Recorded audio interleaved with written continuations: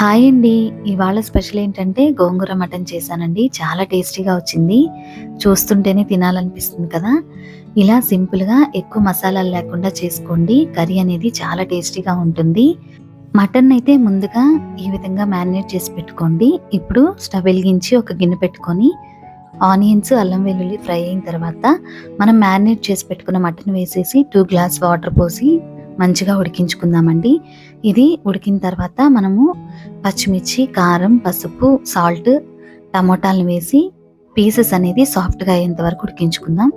ఇప్పుడు గోంగూరని నీట్‌గా క్లీన్ చేసేసుకొని సెపరేట్‌గా ఉడికించుకొని ఇందులో వేసుకొని కలుపుకుందామండి. అలాగే ఫైనల్‌గా కొత్తిమీర, కరివేపాకుతో కొద్దిసేపు ఉడికించుకుంటే టేస్టీ గోంగూర మటన్ అయితే రెడీ అయిపోయినట్టే. వేడి వేడి అన్నంలో కానీ, చపాతీతో కానీ చాలా టేస్టీగా ఉంటుంది. నా వీడియో కనుక నచ్చినట్లయితే please subscribe to my channel. Thank you for watching.